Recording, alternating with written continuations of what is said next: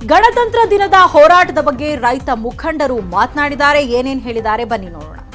Nice junction ಏನಿದೆ, ಏನು ಮಾದನಾಯಕನಹಳ್ಳಿ ಸಮೀಪ, ಅಲ್ಲಿಂದ ನಮ್ದು ಸುಮಾರು 18 ಕಿಲೋಮೀಟರ್ ಕೂಡ ಈ ಒಂದು ಕಾರ್ಯಕ್ರಮ ಪ್ರಾರಂಭ ಆಗುತ್ತೆ.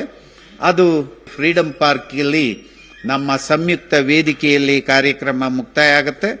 ಈಗಾಗಲೇ ಬಳ್ಳಾರಿ ಕಡೆಯಿಂದ, ಬೆಳಗಾಂ ಕಡೆಯಿಂದ ನಿನ್ನೆಯಿಂದಲೇ ವಾಹನಗಳ ಮೂಲಕ, ಟ್ರ್ಯಾಕ್ಟರ್ಗಳ ಮೂಲಕ ಒಟ್ಟಿದ್ದಾರೆ. ನಾಳಿದ್ದು ಎಲ್ಲರೂ ಕೂಡ ಬೆಂಗಳೂರು ನಗರವನ್ನು ಪ್ರವೇಶ ಮಾಡಿ 12 ಗಂಟೆಗಳ ನಂತರ ಎಲ್ಲರೂ ಕೂಡ ರ್ಯಾಲಿಯ ಮುಖಾಂತರ ಫ್ರೀಡಂ ಪಾರ್ಕ್ಗೆ ತೆರಳಿ ಗೌರವವನ್ನು ಸಲ್ಲಿಸುವಂಥ ಕೆಲಸವನ್ನು ಮಾಡಲಿಕ್ಕೆ ತೀರ್ಮಾನವನ್ನು ಮಾಡಿದ್ದೇವೆ. ಡೆಲ್ಲಿಯಲ್ಲೂ ನಡೆಯುತ್ತೆ, ಎಲ್ಲ ರಾಜಧಾನಿಗಳಲ್ಲೂ ನಡೀತದೆ.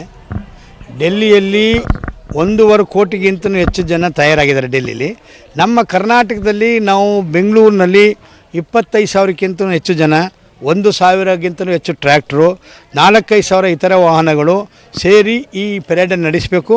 ಮತ್ತು ನಮ್ಮದೇ ಆದ ರೀತಿಯಲ್ಲಿ ಜನತಂತ್ರವನ್ನು ಉಳಿಸೋ ದೃಷ್ಟಿಯಿಂದ ರಾಷ್ಟ್ರಧ್ವಜವನ್ನು ಹಾರಿಸಬೇಕು.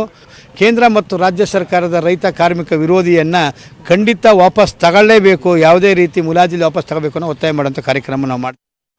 ಗಣರಾಜ್ಯೋತ್ಸವದ ದಿನದಂದು ದೊಡ್ಡ ಮಟ್ಟದಲ್ಲಿ ಹೋರಾಟವನ್ನ ಮಾಡೋದಕ್ಕೆ ಇದೀಗ ರೈತರು ಸಜ್ಜಾಗಿದ್ದಾರೆ. ಸೊ ಹೋರಾಟದ ಸ್ವರೂಪ ಯಾವ ರೀತಿಯಾಗಿರಲಿದೆ, ಇದೆಲ್ಲದರ ಬಗ್ಗೆ ಮಾತನಾಡೋದಕ್ಕೆ ಕಬ್ಬು ಬೆಳೆಗಾರರ ಸಂಘದ ಅಧ್ಯಕ್ಷರು, ರೈತಪರ ಹೋರಾಟಗಾರರು ಆಗಿರುವಂತಹ ಕುರುಬೂರು ಶಾಂತಕುಮಾರ್ ಅವರು ನಮ್ಮ ಜೊತೆ ನೇರ ಸಂಪರ್ಕದಲ್ಲಿ ಜಾಯ್ನ್ ಆಗಿದ್ದಾರೆ. ಅವನ್ನೇ ಮಾತಾಡ್ಸೋಣ. ಸರ್ ನಮಸ್ತೆ.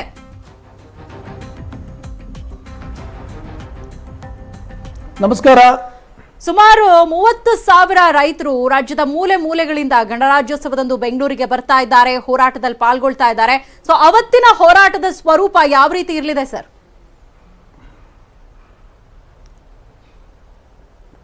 ಈಗಾಗಲೇ ರಾಜ್ಯದ ಎಲ್ಲ ಜಿಲ್ಲೆಗಳಲ್ಲಿ ನಮ್ಮೆಲ್ಲ ಮುಖಂಡರುಗಳು ಪ್ರವಾಸವನ್ನು ಮಾಡಿ ಶಾಂತಿಯುತವಾಗಿ ಈ ಒಂದು ಮೆರವಣಿಗೆ ನಡಿಬೇಕು, ರ್ಯಾಲಿ ನಡಿಬೇಕು ಅನ್ನುವಂಥ ಸೂಚನೆಯನ್ನು ಕೊಟ್ಟಿದ್ದೇವೆ. ಬಹಳ ಮುಖ್ಯವಾಗಿ ಎಲ್ಲ ಸಂಘಟನೆಗಳು ಸೇರಿ ನಾವು ನಾಳಿನ ಗಣರಾಜ್ಯೋತ್ಸವ ಪೆರೇಡನ್ನು ಮಾಡ್ತಾ ಇದ್ದೇವೆ. ಇದರಲ್ಲಿ ಬೇರೆ ಬೇರೆ ಅನ್ನುವಂಥ ವಿಚಾರ ಹೇಳಬೇಕಾದ ಅಗತ್ಯ ಇಲ್ಲ. ಎಲ್ಲ ಸಂಘಟನೆಗಳು, ರೈತ, ದಲಿತ, ಕಾರ್ಮಿಕ ಐಕ್ಯ ಹೋರಾಟದ ವತಿಯಿಂದ ಸಂಯುಕ್ತವಾಗಿ ಈ ಒಂದು ರ್ಯಾಲಿಯನ್ನು ಮಾಡ್ತಾ ಇದ್ದೇವೆ. ಬಹಳ ಮುಖ್ಯವಾಗಿ ಶಾಂತಿಯುತವಾಗಿ ರಾಷ್ಟ್ರಧ್ವಜವನ್ನು ಹಿಡಿದು ಮೆರವಣಿಗೆ ಮೂಲಕ ಸಾಕ್ತೀವಿ. ರಾಷ್ಟ್ರಧ್ವಜಕ್ಕೆ ಗೌರವವನ್ನು ಸಲ್ಲಿಸುವಂಥ ಕೆಲಸವನ್ನು ಮಾಡ್ತೀವಿ. ನಾವು ಯಾರೂ ಕೂಡ ವಿಧಾನಸೌಧಕ್ಕೆ ಮುತ್ತಿಗೆಯನ್ನು ಹಾಕೋದಿಲ್ಲ ಅನ್ನುವಂಥ ವಿಚಾರವನ್ನು ಕೂಡ ಹೇಳ್ತಾ ಇದ್ದೀವಿ. ಮತ್ತು ಎಲ್ಲ ವಾಹನಗಳಲ್ಲಿ ರೈತರು ಬೆಂಗಳೂರು ನಗರಕ್ಕೆ ಬರಲಿಕ್ಕೆ ಸಿದ್ಧರಾಗಿದ್ದಾರೆ, ಎಲ್ಲರೂ ಕೂಡ ಬರ್ತಾ ಇದ್ದಾರೆ. ನಾವು ಶಾಂತಿಯುತವಾಗಿ ಮಾಡಬೇಕು ಅಂತಕ್ಕಂಥದ್ದು ನಮ್ಮ ಮುಖ್ಯವಾದಂಥ ವಿಚಾರ. ದೆಹಲಿ ರೈತರ ಹೋರಾಟವನ್ನು ಬೆಂಬಲಿಸಬೇಕು. ಏನು ಕೇಂದ್ರ ಸರ್ಕಾರ, ರಾಜ್ಯ ಸರ್ಕಾರ ರೈತ ವಿರೋಧಿ ಕಾನೂನುಗಳನ್ನು ಜಾರಿಗೆ ತಂದಿದ್ದಾರೆ, ಅದನ್ನು ವಾಪಸ್ ತಗೊಳ್ಬೇಕು ಅಂತಕ್ಕಂಥದ್ದು ಬಹಳ ಮುಖ್ಯವಾದಂಥ ಒತ್ತಾಯ. ಆ ಹಿನ್ನೆಲೆಯಲ್ಲಿ ನಾವು ಈ ಒಂದು ರ್ಯಾಲಿಯನ್ನು ಮಾಡ್ತಾ ಇದ್ದೀವಿ. ಜನತಂತ್ರ ವ್ಯವಸ್ಥೆಯಲ್ಲಿ ನಾವು ರಾಷ್ಟ್ರದ ಪ್ರೇಮ ಮತ್ತು ದೇಶಭಕ್ತಿಯನ್ನು ಇಟ್ಕೊಂಡು ನಮ್ಮ ಒಂದು ಹೋರಾಟವನ್ನು ಮಾಡ್ತಾ ಇದ್ದೀವಿ ಅನ್ನುವಂಥ ವಿಚಾರವನ್ನು ಸ್ಪಷ್ಟಪಡಿಸಲಿಕ್ಕೆ ಇಚ್ಛೆ ಪಡ್ತೀನಿ. ಹಾಗೇನೆ ಬೆಂಗಳೂರು ನಗರದಲ್ಲೂ ಕೂಡ ಸಾರ್ವಜನಿಕರಿಗೆ ತೊಂದರೆಯಾಗದ ರೀತಿಯಲ್ಲಿ ನಾವು ರ್ಯಾಲಿಯನ್ನು ಮಾಡಲಿಕ್ಕೆ ನಿಶ್ಚಯವನ್ನು ಮಾಡಿದ್ದೇವೆ. ಯಾರಿಗೂ ಕೂಡ ತೊಂದರೆ ಆಗಬಾರ್ದು, ಬಂದ್ ಆಗಬಾರ್ದು ಮತ್ತು ರ್ಯಾಲಿಗೆ ಎಲ್ಲ ಜನರ ಸಹಕಾರ ಸಿಗಬೇಕು ಅನ್ನುವಂಥ ಯೋಚನೆ ಇಟ್ಕೊಂಡು ನಾವು ಈ ಒಂದು ರ್ಯಾಲಿಯನ್ನು ವ್ಯವಸ್ಥೆ ಮಾಡಿದ್ದೀವಿ. ಬೆಂಗಳೂರು ನಗರಕ್ಕೆ ಬರುವಂತ ಎಲ್ಲ ರಸ್ತೆಗಳಿಂದಲೂ ಕೂಡ ಹಲವಾರು ರೈತರು ಜೊತೆಯಲ್ಲಿ ಬರ್ತಾ ಇದ್ದಾರೆ. ಮೇಡಮ್, ಈಗ ಬೆಂಗಳೂರು ನಗರಕ್ಕೆ ಬರುವಂತ ಕೋಲಾರ ಭಾಗದಿಂದ ಬರುವಂತ ಮುಖ್ಯ ರಸ್ತೆಯಲ್ಲಿ, ಮತ್ತೆ ಏನು ದೊಡ್ಡಬಳ್ಳಾಪುರದಿಂದ ಬರುವಂತ ರಸ್ತೆಯಲ್ಲಿ, ಮತ್ತೆ ಹೈದರಾಬಾದ್ ರಸ್ತೆಯಲ್ಲಿ, ತುಮಕೂರು ರಸ್ತೆಯಲ್ಲಿ, ಮೈಸೂರು ರಸ್ತೆಯಲ್ಲಿ, ಹೀಗೆ ಬೆಂಗಳೂರು ನಗರಕ್ಕೆ ಹೊರವಲಯದಿಂದ ಬರ್ತಕ್ಕಂಥ ಎಲ್ಲ ಮುಖ್ಯ ರಸ್ತೆಗಳಿಂದ ವಾಹನಗಳ ಮೂಲಕ ರೈತರು ಬರ್ತಾ ಇದ್ದಾರೆ. ಎತ್ತಿನ ಗಾಡಿ ಮೂಲಕ, ಟ್ರ್ಯಾಕ್ಟರ್ ಮೂಲಕ ಮತ್ತು ಬೇರೆ ಬೇರೆ ಮೋಟರ್ ಬೈಕ್ ಮೂಲಕ ಮತ್ತು ಜೀಪ್ಗಳ ಮೂಲಕ ಬರ್ತಾ ಇದ್ದಾರೆ. ಆ ಎಲ್ಲ ರೈತರು ಶಾಂತಿಯುತವಾಗಿ ಸರತಿ ಸಾಲಿನಲ್ಲಿ ಬರ್ತಾ ಇದ್ದಾರೆ. ಅವರೆಲ್ಲರೂ ಕೂಡ ಶಾಂತಿಯುತವಾಗಿ 12 ಗಂಟೆಗೆ ನಾವು ರೈಲ್ವೆ ನಿಲ್ದಾಣವನ್ನು ತಲುಪಿ ಅಲ್ಲಿಂದ ಫ್ರೀಡಂ ಪಾರ್ಕ್ಗೆ ಹೋಗ್ತೀವಿ. ಆ ಮೂಲಕ ಫ್ರೀಡಂ ಪಾರ್ಕಲ್ಲಿ ರಾಷ್ಟ್ರಧ್ವಜಕ್ಕೆ ಗೌರವ ಸಲ್ಲಿಸುವಂಥ ಕೆಲಸವನ್ನು ಮಾಡ್ತೇವೆ. ರಾಜ್ಯ ಸರ್ಕಾರ ಮಾಡುವಂಥ ಗಣರಾಜ್ಯೋತ್ಸವಕ್ಕೆ ನಾವು ತೊಂದರೆ ಮಾಡೋದಿಲ್ಲ. ಜೊತೆಗೆ ಅವರ ರಾಜ್ಯೋತ್ಸವ ಆಚರಣೆ ಮುಗಿದ ನಂತರ ನಮ್ಮ ಕಾರ್ಯಕ್ರಮವನ್ನು ಮಾಡ್ತೇವೆ ಅನ್ನುವಂಥ ವಿಚಾರವನ್ನು ಕೂಡ ಹೇಳಲಿಕ್ಕೆ ಬಯಸ್ತೇನೆ.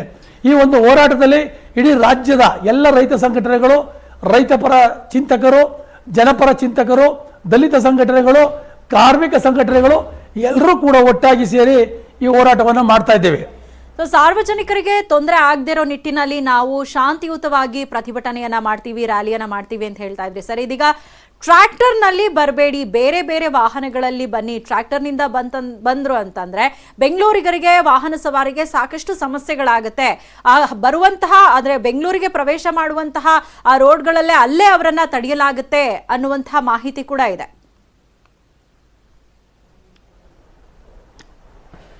ನೋಡಿ, ಪೊಲೀಸ್ನವರು ರಾಷ್ಟ್ರ ಧ್ವಜ ಹಿಡಿದು ಬರುವಂತ ರೈತರನ್ನ ತಡೆದ್ರೆ ಇದು ರಾಷ್ಟ್ರಕ್ಕೆ ಮಾಡುವಂತ ಅಪಮಾನವಾಗ್ತದೆ. ಯಾಕೆಂದ್ರೆ ಗಣರಾಜ್ಯೋತ್ಸವದಲ್ಲಿ ರಾಷ್ಟ್ರಧ್ವಜವನ್ನು ಹಿಡಿದು ನಾವು ಬಂದಾಗ ಅದನ್ನು ತಡೆದ್ರು ಅಂದ್ರೆ ಪೊಲೀಸ್ನವರು ರಾಷ್ಟ್ರಧ್ವಜಕ್ಕೆ ಅವರೇ ಅಪಮಾನ ಮಾಡಿದಂಗೆ ಆಗ್ತದೆ.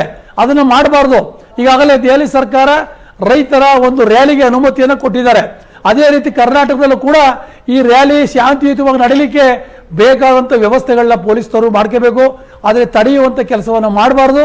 ನಾವು ಕೂಡ ಸಾರ್ವಜನಿಕರಿಗೆ ತೊಂದರೆಯಾಗದ ರೀತಿಯಲ್ಲಿ ಸಾರ್ವಜನಿಕರ ಸಹಕಾರ ಬೆಂಬಲವನ್ನು ಪಡೀಲಿಕ್ಕೆ ನಾವು ಒಂದು ಹೋರಾಟವನ್ನು ಮಾಡ್ತಾ ಇದ್ದೇವೆ. ಸರ್ಕಾರದ ಗಮನವನ್ನು ಸೆಳೆಯಲಿಕ್ಕೆ ಈ ಒಂದು ಸಾಂಕೇತಿಕವಾದ ರ್ಯಾಲಿಯನ್ನು ಮಾಡ್ತಾ ಇದ್ದೇವೆ. ಆ ಹಿನ್ನೆಲೆಯಲ್ಲಿ ಅವರು ಕೂಡ ಸಹಕಾರ ಕೊಡಬೇಕು, ತಡೆಯುವಂಥ ಕೆಲಸ ಮಾಡಬಾರ್ದು ಅಂತಕ್ಕಂಥದ್ದು ನನ್ನ ಅಭಿಪ್ರಾಯ. ಸರ್, ನೀವು ಹಾಗೆ ಸಂಪರ್ಕದಲ್ಲಿರಿ, ಮತ್ತೆ ಮಾತಾಡಿಸ್ತೀನಿ ನಾನು ನಿಮ್ಮನ್ನ. ಒಟ್ಟಾರೆಯಾಗಿ ಗಣರಾಜ್ಯೋತ್ಸವದ ದಿನದಂದು ಸಾಂಕೇತಿಕವಾಗಿ ಯಾರಿಗೂ ಕೂಡ ಸಮಸ್ಯೆ ಆಗದೆ ಇರೋ ನಿಟ್ಟಿನಲ್ಲಿ ನಾವು ರ್ಯಾಲಿಯನ್ನ ಮಾಡ್ತೀವಿ ಅಂತ ಹೇಳ್ತಾ ಇದ್ರು. ಅವ್ರೊಂದಿಗೆ ಮತ್ತಷ್ಟು ಮಾತಾಡೋಣ ಚಿಕ್ಕ ಬ್ರೇಕ್ ಆದ್ಮೇಲೆ.